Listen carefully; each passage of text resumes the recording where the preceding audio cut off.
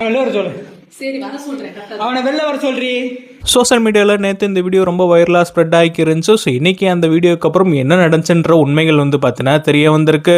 So இவரோட name என்னன்னு பார்த்தீங்கன்னா தர்மராஜ் அண்ட் இவரோட ஒய்ஃப் நேம் என்னன்னு பார்த்தீங்கன்னா அட்சயா. ஸோ தர்மராஜை பார்த்தீங்கன்னா போலீஸ் இன்னைக்கு அரெஸ்ட் பண்ணியிருக்காங்க. தர்மராஜ் தன்னோட மனைவியை கத்தி வச்சு குத்திருக்காருன்னு சொல்லிட்டு அரெஸ்ட் பண்ணியிருக்காங்க. அண்ட் அவங்களோட குழந்தைய என்ன பண்ணியிருக்காங்கன்னு பார்த்தீங்கன்னா குழந்தைகள் காப்பகத்தில் சேர்த்திருக்காங்க. தர்மராஜை போலீஸ் அரெஸ்ட் பண்ணதுக்கு அப்புறம் அப்போ அந்த பொண்ணு மேலே எந்த தப்புமே இல்லையா, அஃபேர்ல இருந்த பையனை அரெஸ்ட் பண்ணலையான்னு சொல்லிட்டு கேள்வி கேட்டுட்டு வராங்க. எனக்கு புரியலடா. ஒரு குடும்பமே குட்டி சவரா போகுதுன்னா அதுக்கு ரெண்டு ரீசன் தான். ஒண்ணு அளவு கடந்த குடி, இன்னொன்னு சந்தேகன்ற சாக்கடை. அந்த சந்தேகன்ற சாக்கடை குடும்பத்துக்குள்ள நுழைஞ்சாவே குட்டி சவருன்றது நம்ம எல்லாருக்குமே தெரியும், கரெக்டா இல்லையா? ஆனா அந்த சந்தேகமே உண்மையாகும் போது சாவை விட வலி அதிகமா தரும், கரெக்டா இல்லையா?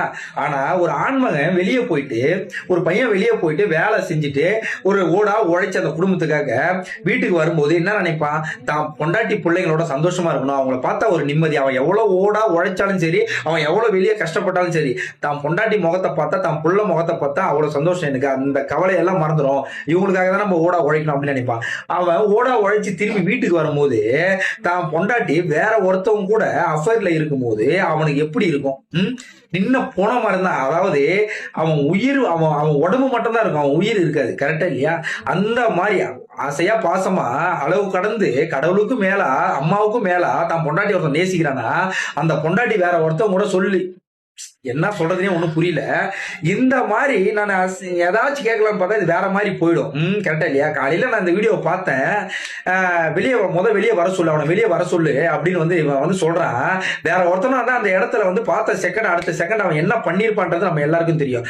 ஒண்ணு அடிச்சு பொழந்திருப்பான், கரெக்டா இல்லையா? இன்னொன்னு உயிரே மாச்சிருப்பான். இது ரெண்டுமே பண்ணாம அவனை வெளியே வர சொல்லுன்னு ஆதாரத்தோட இது பண்றான். இவங்க ஆப்போசிட்ல இருக்கிற அந்த கண்ணைக்கு என்ன சொல்றாங்கன்னா, நீ என்ன மெண்டலா, நீ மெண்டலா, கொஞ்சம் அமைதியா இரு, ஏன் கத்துற, இது என்ன நம்ப வீடா, வாடகை வீட்டுல அடுத்துணும் ஏதாவது வருது, என்ன சொல்றது?